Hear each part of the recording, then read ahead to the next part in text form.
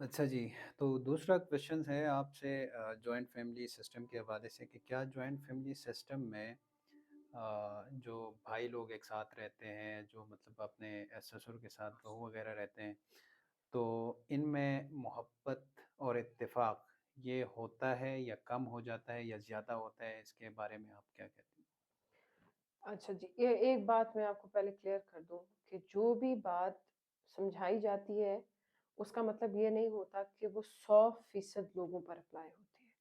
اس کا مطلب یہ ہوتا ہے کہ وہ میجورٹی لوگوں پر اپلائی ہوتی ہے. اب ہو سکتا ہے کوئی ایک بہت مشکل سے کوئی ایک خاندان ایسا ہو جن کے پاس بہت ہی مطلب رئیسی ہو، بہت مال و دولت ہو، تو وہ لوگ اتفاق سے رہ بھی پا رہے ہوں.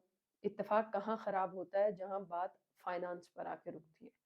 اور ایک فیملی میں رہتے ہوئے آپ کو میں اس چیز کو بڑا کلیئرلی بتاؤں گی کہ چاہے سگے بھائی ہی کیوں نہ ہو، آپس میں کمپٹیشن سٹارٹ ہو جاتا ہے.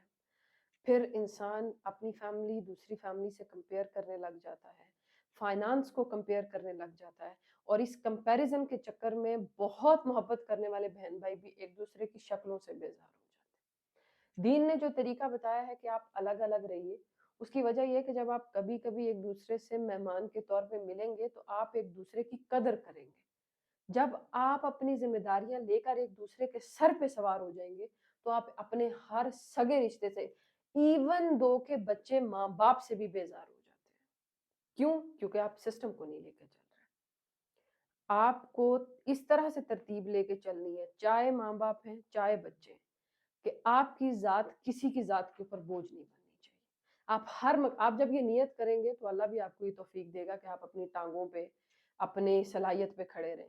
جن لوگوں کو یہ عادت ہوتی ہے، اب جوائنٹ فیملی سسٹم میں جو سب سے بڑا نقصان ہو جاتا ہے وہ یہ ہوتا ہے کہ ایک مرد کما رہا ہوتا ہے، اور یہ پاکستان کے میں کہتی ہوں آپ 90% فیملیز کو لے لیں، ایک ہی بندہ کما رہا ہوگا فیملی میں. چونکہ چولہا ایک جگہ جل رہا ہے تو کسی کو ٹینشن نہیں ہے، اور پھر وہ ایک بندہ سب کے لیے پورا کرتے کرتے کرتے اپنی زندگی اس کو یاد بھی نہیں رہتی ہے. اور پھر جب وہ سوچتا ہے یا جب اس کو ہوش آتا ہے کہ اب میری زندگی جینے کا وقت آ گیا ہے، تو اس وقت اس کی عمر گزر چکی ہوتی ہے. اور اس کی عمر کس چیز میں گزری ہوتی ہے؟ بھائیوں کو پالنے میں، بھائیوں کے بچے پالنے میں، بہنیں پالنے میں. ٹھیک ہے؟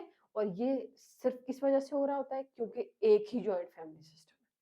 اب اگر 4 بھائی ہیں، 10 بھائی ہیں، جتنے بھی بھائی ہیں، وہ سب الگ الگ اپنا ذریعہ معاش تلاش کرو. جب آپ ان کو الگ کریں گے وہ خود اپنے ذریعے تلاش کریں گے، اور پھر کبھی بھی کوئی انسان کسی دوسرے انسان کے لیے لائبلٹی نہیں بنے گا، کیونکہ ہر بندہ اپنی رسپانسبلٹی اٹھانے کے قابل ہو جائے گا. اس وجہ سے آپ سرے سے جوائنٹ فیملی سسٹم کو، چاہے وہ بہن بھائی کیوں نہ ہو، وہ چاہے بھابیاں اور نندے اور دیور کیوں نہ ہو، joint family system is not acceptable in Islam.